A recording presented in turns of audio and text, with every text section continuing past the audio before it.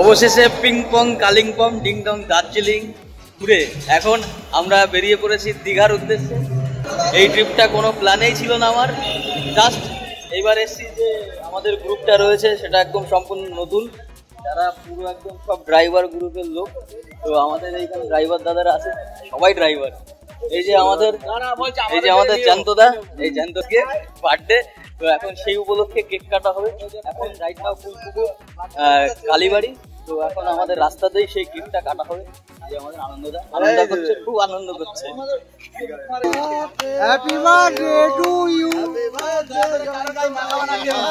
এখন birthday celebration হলো আমাদের জয়ন্তদা। রাস্তার পাশে এই যে যশোর রোড জাতীয় সড়ক যেখানে, আর পিছনে আমাদের রয়েছে মায়ের মন্দির, ফুলপুকুর কালী মন্দির। আর এইখানে আমাদের এই যে দুটো গাড়ি পার্ক করা রয়েছে, দুটোই আর্টিকা।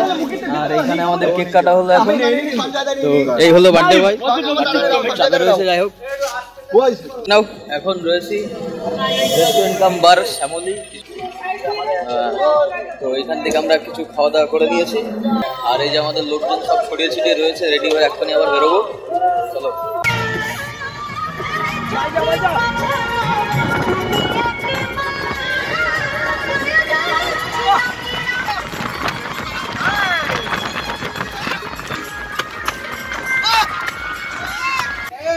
রাইট নাও এখন চলে এসেছি আমরা কোলাঘাট। সো কোলাঘাট পার করেই সেইখানে রাধারানী হোটেল, এইখানে আমরা দাঁড়িয়েছি। এখানে চা পান করা হবে। যাই হোক, এখান থেকে চা পান করে টরে আবার আমরা বেরোবো। পিছনে হাইওয়ে, এইখানে দাঁড়িয়ে একটু মজ মস্তি করছে।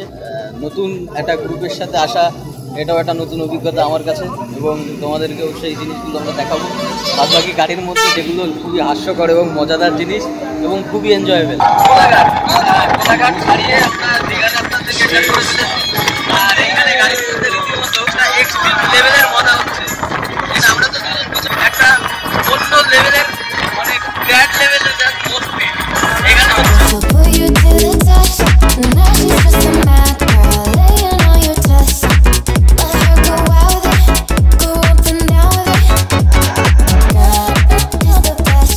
রাইট নাও ঘড়িতে সময় 5:30। আর আমরা এই মুহূর্তে চলে এসেছি রামনগর শঙ্করপুর মৎস্য বন্দর এরকম মতো একটা এলাকায়।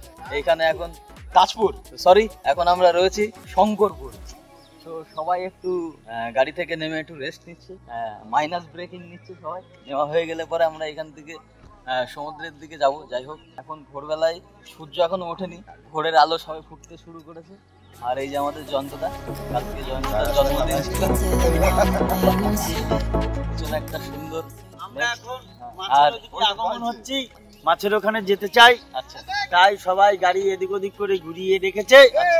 আমরা ছোট বড় মাছ কিনবো আর সাগরের ছিপ ফেলবো। ওরে সব বোনাস, আমাদের অনাদিদার বক্তব্য শুনলেন আপনারা, আমার কাছে হুইল এনেছি। যাই হোক, আর এই যে দাদা সারা রাত বাজিয়ে ঢোল ফাটিয়ে ফেলেছে আমাদের 400 টাকার ঢোল।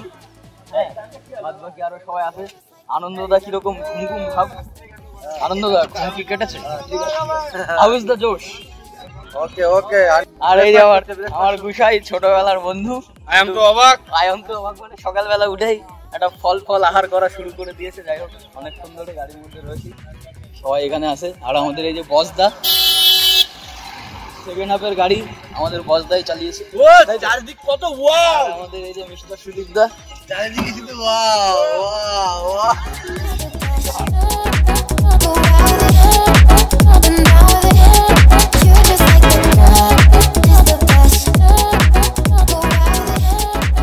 রাইট নাও এখন ঘড়িতে সময় 6টা। তো এখন আমরা রয়েছি শঙ্করপুর সি বিচে। তো এটা হলো সেই শঙ্করপুর যেখানে আমরা রীতিমতো এখন এসে পৌঁছেছি। আর এই হলো আমার পিছনে সমুদ্র, জাস্ট ওয়াও। তো এইখানে এসে একটা সকালবেলা যাই হোক একটা মাইন্ড ফ্রেশ ব্যাপার। আমাদের সব লোকজনরা এখানে বসে জাস্ট একটা বাতানুকূল পরিবেশে তারা এই ফিলটা নিচ্ছে সমুদ্র সৈকতের। সব আমার পেছনেই রয়েছে। আর বাদ বাকি চলো দেখাচ্ছি তোমাদের এই সমুদ্র সৈকতের পিছনে।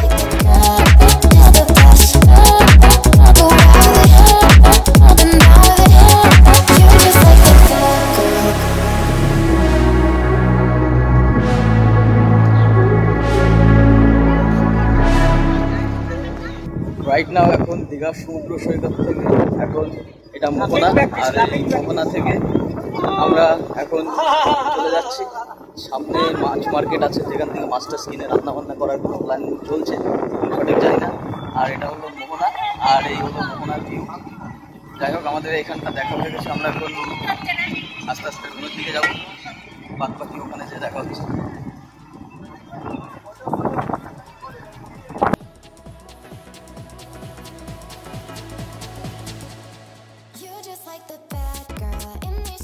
অ্যাট লাস্ট আমরা সকালবেলা সূর্য ওঠা দেখলাম দীঘার মোহনা থেকে, এবং সেখান থেকে ফেরার সময় সেই মোহনার মাছ বাজারে দেখলাম অনেক রকমারি মাছ, যেটা দেখার পরে আমরা চলে এলাম ওল্ড দীঘায়।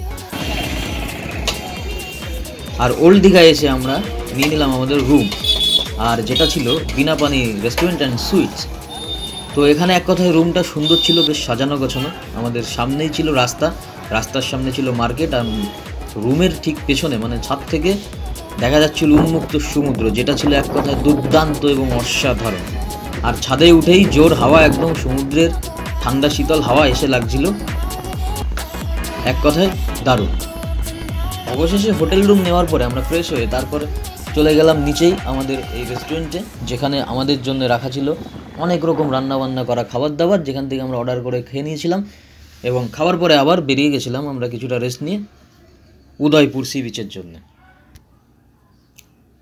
এখন আমরা ওল্ড দীঘা থেকে রুম নিয়ে ওখান থেকে একটু রেস্ট নিয়ে খাওয়া দাওয়া করে আর এখন এসেছি উদয়পুর সি বিচে, যেটা উড়িষ্যার মধ্যে পড়ছে। আর পিছনেই রয়েছে উদয়পুর সি বিচ, আর এইখানে এইরকম কিছু দৃশ্যপট। বাদ বাকি এইখানে এই যে জলের মধ্যে পা বাঁচিয়ে টেবিলের পরে বসে এখানে মাছ ভাজা এবং মানে ফিশ ফ্রাই এভরিথিং, তোমরা এখান থেকে কোনো কিছু আইটেম খেতে পারো। আর এইখানে সত্যি একটা দারুণ মনোমুগ্ধকর পরিবেশ। যাই হোক সমুদ্রে ঢেউ আসছে, ঠান্ডা ঠান্ডা হাওয়া, আর আজকে ওয়েদারটাও মেঘলা, তো সব মিলিয়ে সেরকম একটা গরম নেই, সুন্দর পরিবেশ। যাই হোক ভালো লাগছে। চলো বাদ বাকিটুকু পরে যেয়ে দেখাচ্ছি।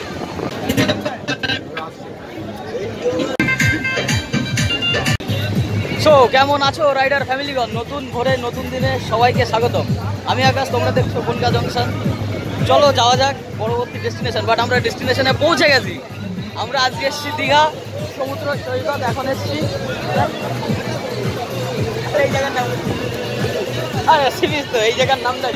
যাই হোক কনফিউজেবল। আমরা এখন একটা সুন্দর মতো জায়গাতে এসেছি, যেখানে আমরা দীঘা সমুদ্র বিচে এসেছি। আমি বহুত পরিমাণে শুনেছি, বাট কোনোদিন এইখানে আসা হয়নি। ঠিক আছে, আমি এর কাছাকাছি থেকেও কোনোদিন আসিনি। বাট পিংপং, কালিম্পং আর ডিংডং, দার্জিলিং সব কিছু সেরে এখন ফাইনালি আমরা চলে এসেছি আমাদের বাড়ির পাশের দীঘায়। আমাদের এই যে বাবন ভাই এসছে, হাই গাইস। যাই হোক দারুণ এনজয় করছি। পিছনে রয়েছে পুরো অমরন্ত সমুদ্র, পিছনে রয়েছে ভারত মহাসাগর, আর চারিদিকে এইরকম মনোরম।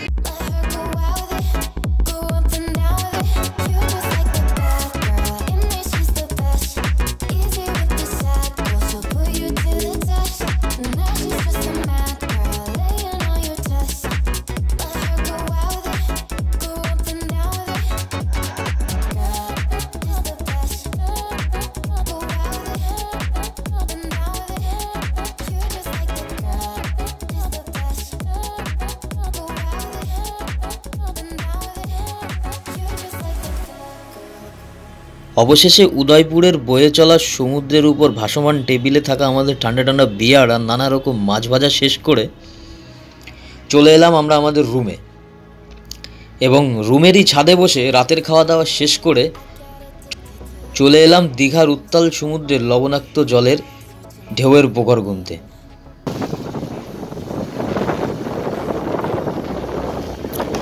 তারপর চলে এলাম দীঘার উত্তাল সমুদ্রের লবণাক্ত জলস্রোত দেখতে, যার গর্জনের ভয়ে অনায়াসে চলে যায় মনের দুঃখ, ক্লান্তি এবং গ্লানি।